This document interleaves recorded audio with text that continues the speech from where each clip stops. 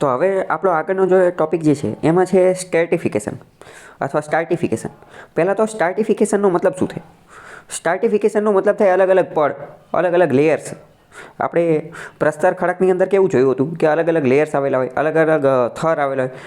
જે ખડક હોય તો એના અલગ અલગ થર હોય, તો બસ એ જ સ્ટાર્ટિફિકેશન. એક રીતે આપણે જોઈએ ફૂડ ચેઇન, તો ફૂડ ચેઇન આહાર કડી જે છે ને તો એમાં પણ સ્ટાર્ટિફિકેશન આવેલું હોય. કેમ? તો કે એક વનસ્પતિ એટલે કે પ્રોડ્યુસર્સ, એની નીચે વનસ્પતિને ખાવાવાળા કન્ઝ્યુમર્સ, તો આ અલગ અલગ સ્ટાર્ટિફિકેશન. ઇન શોર્ટ સ્ટાર્ટિફિકેશન કીવર્ડ યાદ રાખી લો. સ્ટાર્ટિફિકેશન કીવર્ડ એટલે શું? તો કે અલગ અલગ લેયર, અલગ અલગ થર આવેલા હોય એને સ્ટાર્ટિફિકેશન કહેવાય.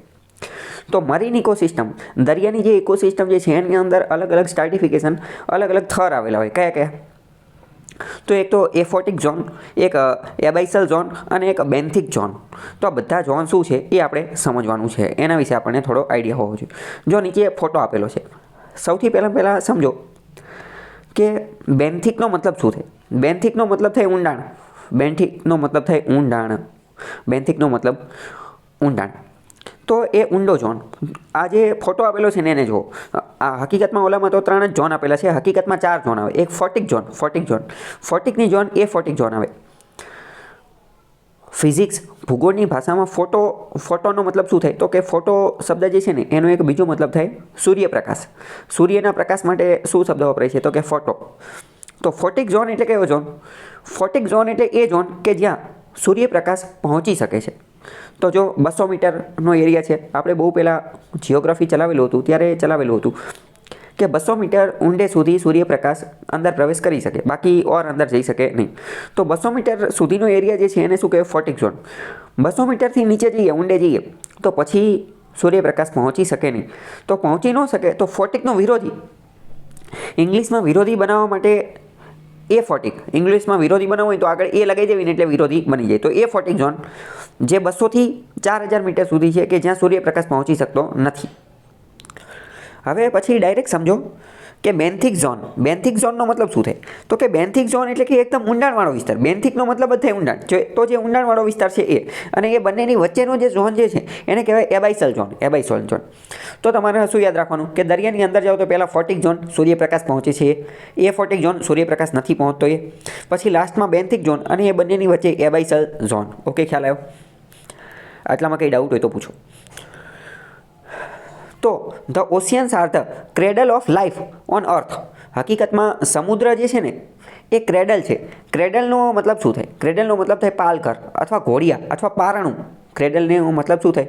પારણું, ઘોડિયું, પાલઘર, કે એવી જગ્યા. બાળક નાનું હોય તો પછી એને ઘોડિયામાં એમાં રાખવામાં આવતું હોય, બરાબર? જો નીચે લખેલું હશે પારણું. તો સમગ્ર પૃથ્વીનું જે ક્રેડલ હોય ને તો એ સમુદ્ર છે. એવું એટલા માટે કારણ કે એવું માનવામાં આવે છે કે સૌથી પહેલાં જો જીવસૃષ્ટિનો ઉદ્ભવ થયો હશે ને તો એ જમીન ઉપર નહીં પરંતુ ઓશિયન, સમુદ્રમાં થયો હશે, બરાબર? પણ હવે આ તો બધા અલગ અલગ કહે, પણ આપણે આવું કહીએ છીએ તો આપણે આ માની લેવાનું કે સૌથી પહેલાં જો સજીવ સૃષ્ટિનો ઉદ્ભવ થયો હશે તો એ સમુદ્રમાં થયો હશે. સૌથી પહેલાં કયું સજીવ આવેલું હતું? તો સૌથી પહેલાં એકકોષી સજીવ આવેલા હતા. અમીબા અને પેરામિશિયમ ને એ બધા એકકોષી. પછી ધીમે ધીમે બધા બહુકોષીય સજીવો આવવા લાગ્યા. તો પ્રશ્ન પૂછાઈ જાય વિધાનવાળા વાક્યમાં કે ઓશિયન્સ જે છે are cradle of the life on earth. પૃથ્વી ઉપરનું જે જીવન જે છે, પૃથ્વી ઉપરનું જીવન, એના ક્રેડલ જે છે એ સમુદ્ર છે. તો વિધાન સાચું પડી જશે. બીજું મોસ્ટ ઇમ્પોર્ટન્ટ, દરિયા જે છે મરીન ઇકોસિસ્ટમ એની અંદર બાયોડાયવર્સિટી ઘણી વધારે પ્રમાણમાં હોય છે. Highest level of biodiversity. જમીન અને દરિયો બંનેની સરખામણી કરીએ બાયોડાયવર્સિટી વધારે ક્યાં હશે?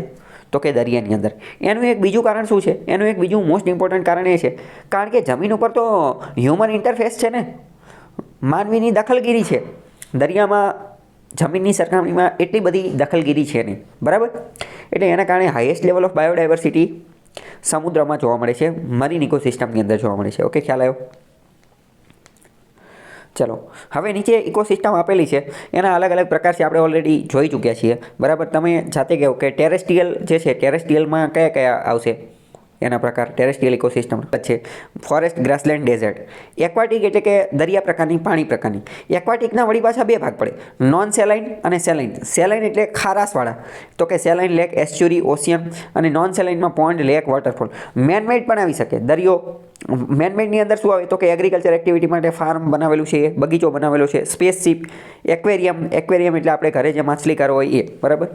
તો એ બધી વસ્તુ આવતી હોય છે, બરાબર. નીચે બધા ઝોનને બધું આપેલું છે, ઝોનને એના આંકડા અને ક્યાં આવેલા છે એને ક્રમમાં ગોઠવવાનું તમને પૂછી શકે છે. આંકડા બધાને યાદ નથી રાખવાના, ખાલી જે ફોટિક ઝોન જે છે કે 200 મીટર સુધીનો એ એક ખાસ તમને ખબર હોવી જોઈએ, બરાબર. આટલામાં કંઈ ડાઉટ હોય તો પૂછો.